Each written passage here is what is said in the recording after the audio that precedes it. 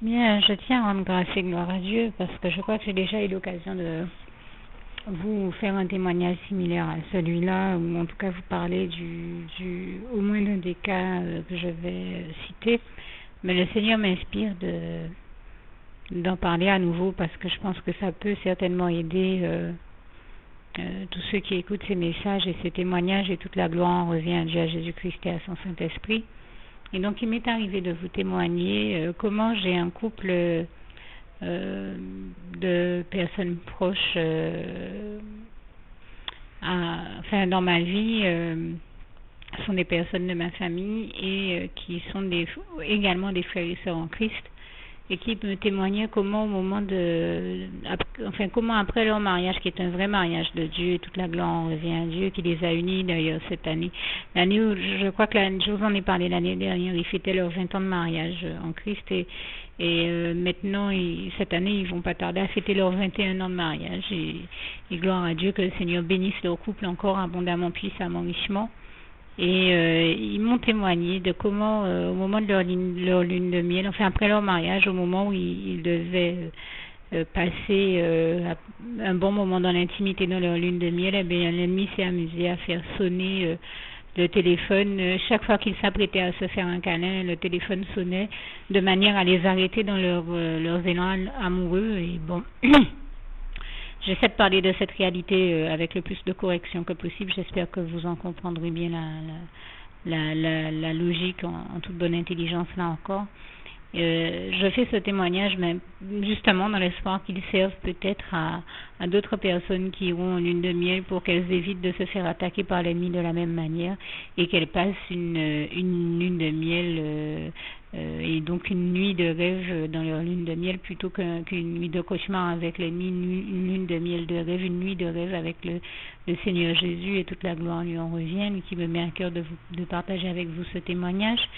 Et c'est l'occasion pour moi de vous dire que, voilà, de vous inviter à ne surtout pas laisser l'ennemi vous voler vos moments de paix, d'amour, de joie, et encore moins la paix, l'amour, la joie que Christ a déposé dans vos cœurs. Ne surtout pas laisser l'ennemi vous voler la paix que Christ a déposé dans vos cœurs, et tout faire pour contrecarrer le diable, le bloquer quand il essaie comme ça de perturber vos vies et de vous voler vos moments de bonheur.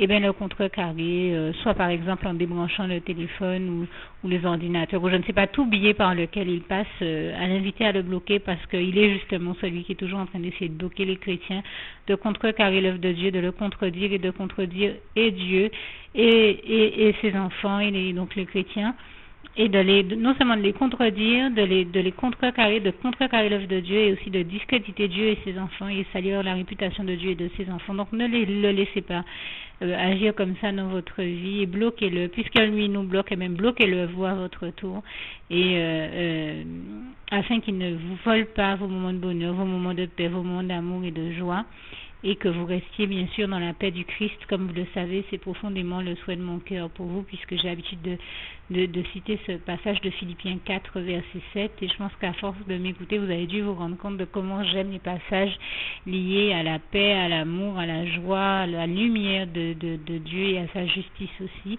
Et toute la gloire revient à Dieu, à Jésus, à son Saint-Esprit. Et si vous ne les connaissez pas encore, mais n'hésitez pas à parcourir ma page, vous allez toujours en voir. Et si dans le pire des cas, il n'y en avait pas, n'hésitez pas à aller chercher dans vos Bibles, et à vous aider si besoin d'une concordance biblique, ou encore des sites internet du type lueur.org, ou d'une concordance biblique en ligne, ou d'une Bible en ligne telle que la Bible online. Ou encore, vous avez aussi la Biblia, qui est une Bible espagnole, mais qui est intéressante parce qu'elle propose une version qui nous permet de traduire en plusieurs langues les versets bibliques. Donc n'hésitez pas, même en créole haïtien, je crois, en français, en anglais, en espagnol, et même en créole haïtien. Ça fait très longtemps que j'avais envie de vous donner ces références-là pour ceux qui ne les connaissent pas. Eh bien, n'hésitez pas, et je vous précise que je crois que sur lueur.org, vous pouvez trouver aussi une Bible en format MP3 à savoir, en tout cas, quelque chose qui peut bien aider certains chrétiens, notamment quand ils vont faire leur sport ou leur footing, à écouter leur Bible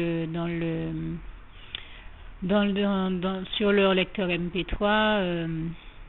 Et je sais que certains chrétiens témoignent que le Seigneur Jésus les a inspirés par la voix de son Saint-Esprit, et encore une fois, toute la gloire en revient à Dieu, à Jésus, à son Saint-Esprit, d'utiliser ce moyen-là pour un peu comme un moyen mémotechnique qui les aide à justement bien enregistrer, mémoriser, se rappeler donc de tous les bons passages de la parole de Dieu que nous savons être merveilleuse, et comme j'aime à le dire, le plus bel héritage qu'il nous a laissé, toute la gloire lui revient encore.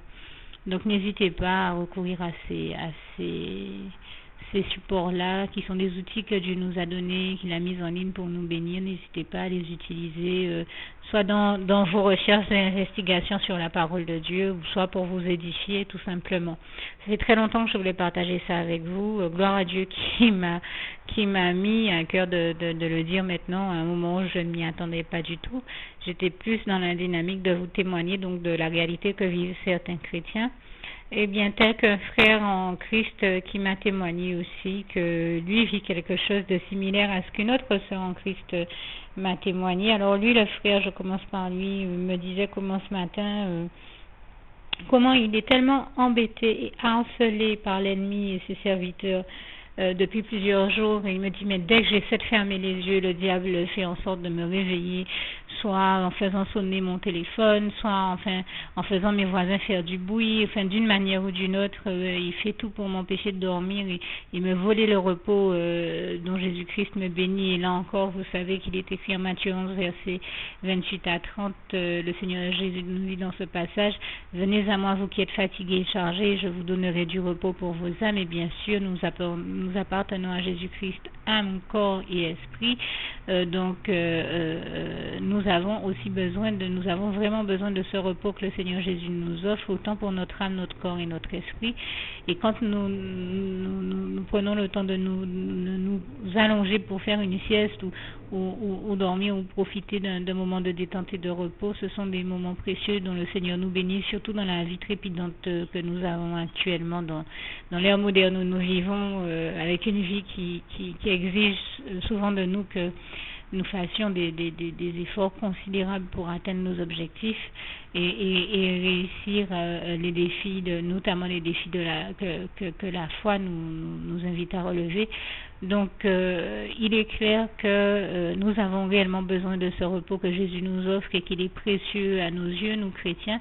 Et bien là aussi, j'ai envie de vous dire, ne laissez pas le diable vous voler non seulement votre paix, mais vos moments de repos dont Jésus-Christ vous bénit, et notamment parce qu'il s'amuse à ça. Il le fait avec le frère qui m'a donné son témoignage, mais même j'ai eu une sœur aussi qui était une sœur handicapée quand même, qui est non seulement en chaise roulante, mais quand elle est allongée, elle est en lit médicalisé. Désolée. Elle est en lit médicalisé et désolée pour le bruit de fond, veuillez m'en pardonner, vous comprendrez bien que c'est indépendant de ma volonté. Elle est en lit médicalisé quand elle n'est pas en chaise roulante, et même dans son lit, même quand elle est dans son lit, l'ennemi trouve un moyen de l'emmerder encore. On se dit, mais jusqu'où il va aller dans sa bassesse? Eh bien oui, c'est totalement à l'image de sa bêtise profonde.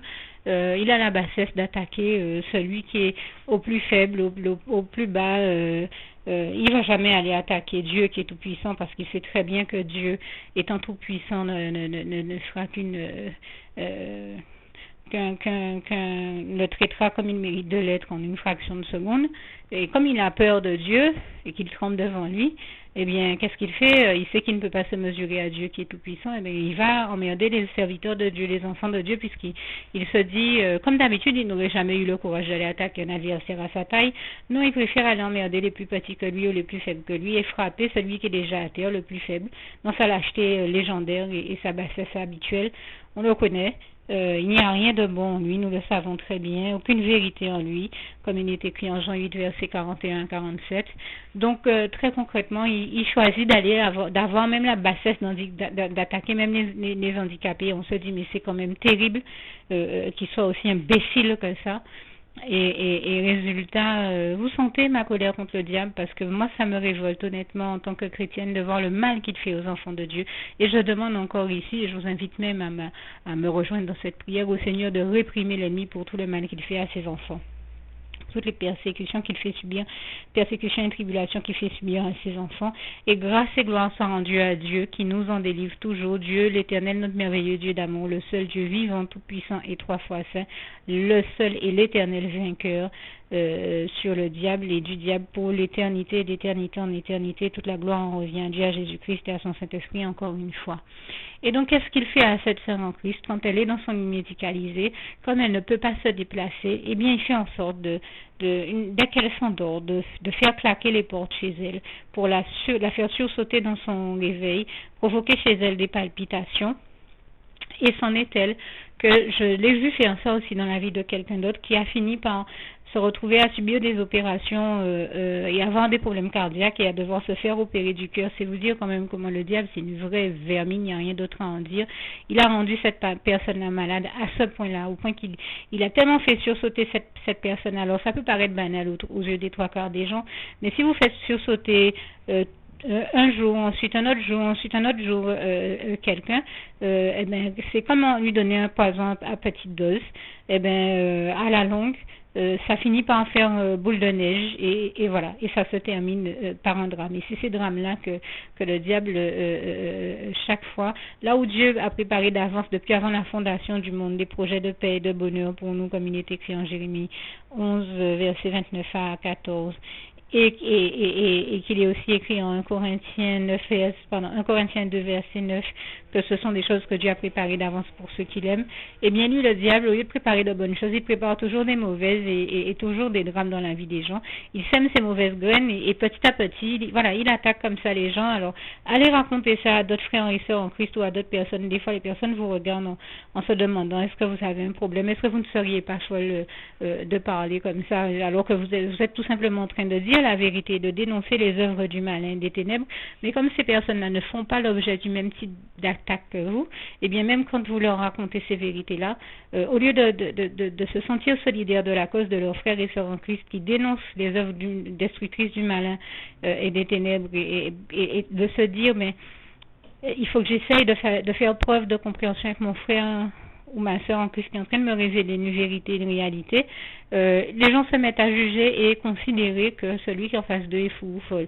Sauf que je dis, si moi je suis folle ou les autres sont fous de m'avoir fait ces témoignages-là, comment expliquer que nous sommes des milliers à faire le même constat du même type d'attaque de l'ennemi dans nos vies? C'est quand même particulier de voir ça, puisque cette sœur en Christ, elle a vécu ça, moi aussi je l'ai souvent vécu, au point que le frère qui maintenant se retrouve à faire l'objet du même type d'attaque que moi, puisque l'ennemi l'empêche de dormir, eh bien, j'ai eu à l'appeler, il le sait bien dans ma vie combien de fois, pour lui dire, écoute, demain matin, ne m'appelle pas, puisque j'ai déjà senti que l'ennemi va essayer de s'amuser à te faire m'appeler pour me réveiller. Et combien de fois il a eu à m'appeler en me disant, pardonne-moi, Yann, vraiment, je ne m'étais pas rendu compte que l'ennemi allait m'utiliser encore pour te réveiller, t'empêcher de dormir, te voler le repos de Christ. Il est toujours en train de nous faire ça, donc de grâce, ne laissez pas l'ennemi vous voler votre paix, vos moments d'amour et de bonheur et de joie, et encore moins le repos de Christ non plus. Donc la preuve que je vis réellement ça, que la sœur en Christ qui est en chaise roulante le vit, le frère qui lui est un jeune dynamique, qui a la quarantaine passée, mais lui aussi il le vit. Moi j'ai pas encore 40 ans, mais je me dis, mais c'est quand même pas normal que nous soyons autant de personnes à faire le même constat de ces mêmes formes d'attaque du diable, c'est quand même terrible. Et comme si ça ne suffisait pas, pour vous dire comment il y en a qui doutent encore que Dieu existe et que le diable existe véritablement, eh bien un jour on en a parlé entre nous, et à la fin de notre propos, nous avons terminé en se dénonçant les uns, enfin en se racontant et se témoignant les uns les autres des expériences que nous vivons réellement et de ce type d'attaque dont nous faisons l'objet à cause du diable. Et quand nous avons eu fini de discuter, eh bien, on s'est retrouvé à voir le diable manipuler notre personne et venir nous dire presque nous insulter de la part du diable. Enfin, nous dire que le diable nous emmerde parce qu'on avait simplement dénoncé ses méfaits. Et bien sûr, dans ces cas-là, ils s'amusent à faire passer les chrétiens pour des fous ou des folles, juste parce que ces personnes-là ont pris le temps de révéler la vérité aux autres, afin qu'elles sachent clairement et qu'elles soient préparées à ce que les chrétiens vivent comme réalité, précisément, non pas dans le but de leur faire peur, mais dans le but de les préparer à éviter des attaques de l'ennemi et à aller jusqu'à la victoire dans le combat spirituel, à se protéger de ces attaques de l'ennemi et à agir en conséquence. En prévention, donc ça sert précisément à ça, c'est pour ça que je vous témoigne de toutes ces choses. Et il y a une autre chose aussi dont il y a une attaque commune que nous avons subie, ce frère en Christ là et moi, c'est que lui comme moi, nous avons vécu la même réalité. L'ennemi nous a attaqués financièrement, il nous a attaqués financièrement de diverses manières, pour mieux utiliser ensuite les gens qui travaillent à l'intérieur même des banques pour nous appeler au bon milieu de la nuit pour nous parler d'histoire d'argent. Et là, je dis, c'est quand même terrible. Est-ce que les gens ne réfléchissent pas avant d'agir et de se laisser utiliser ainsi par le diable et ne se demandent pas comment est-ce qu'on peut appeler dans un pays avec le décalage horaire et se rendre compte que, bon, mais on appelle dans un pays qui est loin, qui doit être 3 heures du matin dans ce pays-là, ou bien 6 heures du matin, ou bien, je ne sais pas, 2 heures du matin, 3 heures. Enfin, je vous dis 3 heures et 6 heures puisque c'est plutôt le type d'heure que l'ennemi choisit, vous l'auriez bien compris. Ou bien même minuit, hein, bien sûr, mais enfin c'est pas forcément minuit, hein. Des fois c'est 3 heures, des fois c'est 6 heures, mais ce que je trouve étrange, c'est que je crois que le frère a été appelé au bon milieu de la nuit, tout comme moi ça m'est arrivé, par des gens qui travaillent dans la banque et surtout malheureusement qui travaillent pour l'ennemi, pour là encore nous réveiller en sursaut dans notre sommeil et nous embêter avec des questions d'argent, alors que nous n'avions en réalité rien fait pour provoquer les problèmes bancaires dont il était question. Donc moi je vais être très claire, c'est une forme de harcèlement là encore que le diable fait, de pression qu'il exerce sur les enfants de Dieu. Ce n'est pas de Dieu, ce n'est pas normal, et il le fait pour leur voler la qualité de leur sommeil, la qualité de leur repos, alors que Jésus est celui qui nous donne du repos. Alors Jésus appelle à la paix, le diable appelle à la violence. C'est quand même un type de violence psychologique encore et morale que le diable fait subir aux gens, sans compter qu'il en profite pour leur exercer aussi sur eux, leur adresser des paroles d'une grande violence verbale, sans compter qu'il est aussi celui qui appelle toujours les gens à la violence et qui les amène à faire tout acte de violence physique. Donc le diable est vraiment le responsable de toute forme de violence. Ça c'est une chose aussi que je tenais à dénoncer depuis très longtemps, qu'elle soit physique, mentale, verbale, orale ou autre, vous l'auriez compris. Le diable est le seul coupable et responsable de toutes ces choses, et ce sont des choses qu'il fait subir aux enfants de Dieu.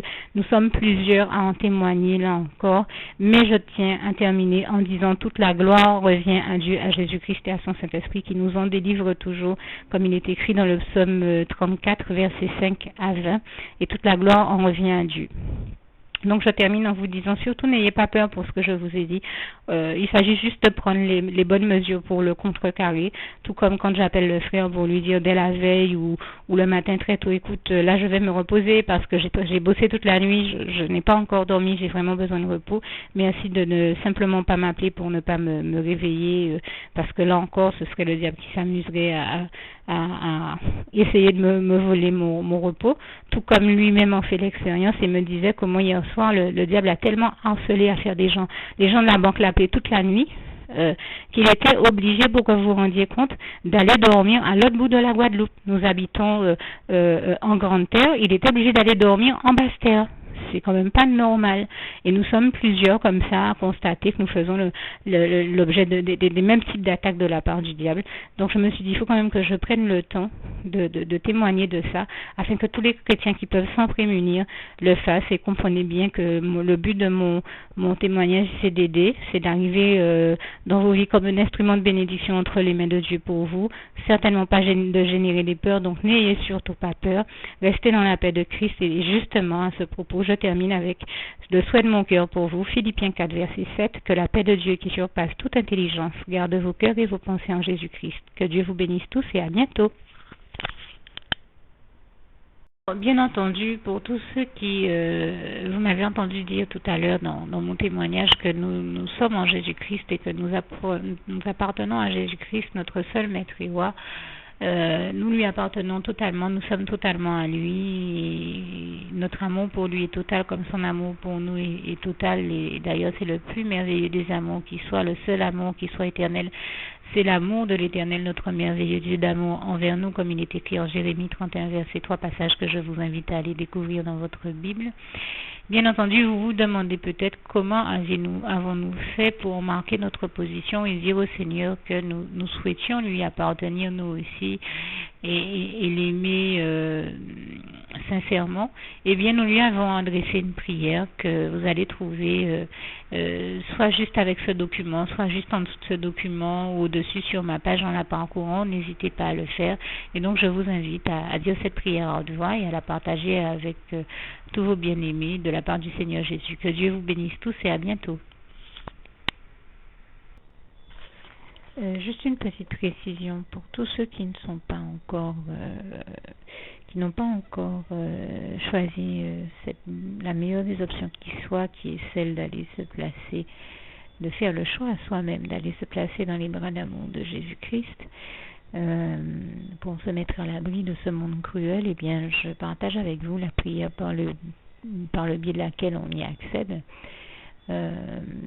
Et commence par vous rappeler également ce passage de Jean 14, verset 6, où il est écrit que Jésus-Christ est le chemin, la vérité et la vie. Nul ne vient au Père, Dieu, sans passer par le Fils Jésus-Christ, bien sûr. Je le dis à ma manière, vous regarderez comme il est actuellement écrit dans vos Bibles là encore. Et donc, n'hésitez pas à ouvrir vos cœurs à Dieu, à Jésus, à son Saint-Esprit, à être sincère avec lui et à lui adresser la prière qui suit, à lui dire tout simplement, Éternel mon Dieu, Seigneur Jésus-Christ, moi, un tel, vous dites votre nom et votre prénom, je t'accepte aujourd'hui comme mon sauveur personnel, le seul maître et roi de ma vie. Je remets toute ma vie entre tes mains puisqu'elle t'appartient, Éternel mon Dieu, puisque tu l'as créée, cette vie. Donc tu en es donc le seul maître et propriétaire comme de tout ce qui existe dans tout l'univers. Je remets donc toute ma vie entre tes mains, je te la donne. Merci, Éternel mon Dieu, aussi de permettre que cette vie que tu m'as donnée continue à être à ta gloire et que je continue à te servir, à t'appartenir pour l'éternité, d'éternité en éternité. Merci aussi, Seigneur, de faire que je continue donc à te servir et à t'appartenir pour l'éternité, d'éternité en éternité. Et aussi, Seigneur, de m'accorder la grâce de ton pardon et de ta miséricorde pour tous les péchés que j'ai commis tout au long de ma vie, jusqu'à la date d'aujourd'hui incluse. Et c'est au nom puissant du Seigneur Jésus-Christ que j'ai fait cette prière. Et à vous tous qui avez fait cette prière, je vous dis que Dieu vous bénisse abondamment, puissamment, richement. Et surtout, n'hésitez pas à la partager avec tous vos proches et contacts, amis, membres de vos familles, collègues, bien-aimés, tous ceux que vous aimez, et surtout tous ceux à qui Dieu vous mettra à cœur, avec qui Dieu vous mettra à cœur de la partager. Et comme j'aime à le dire, si vous n'avez pas encore pris le temps de faire cette prière, comprenez bien que voilà, ça ne vous coûte rien de la faire, c'est gratuit, c'est indolore, et que voilà, vous n'êtes pas obligé de me croire, mais moi il m'est arrivé tout comme vous de devoir faire cette prière un jour dans ma vie, et quand on m'a proposé de la faire, je me suis dit, et si c'était vrai, et si c'était vraiment Dieu qui, par ce biais-là, m'appelait à lui et me demandait de lui donner ma vie, de l'accepter, c'était Jésus qui était en train de vraiment me tendre la main et qui était en train de me demander de l'accepter comme mon sauveur personnel, je ne pourrais pas passer à côté de l'occasion de lui dire oui, parce qu'il faut aussi que je reste ouvert ou ouverte à ce que Dieu peut avoir à me dire. Il faut que je garde mon cœur et mon intellect ouvert à ce que Dieu peut avoir à me dire.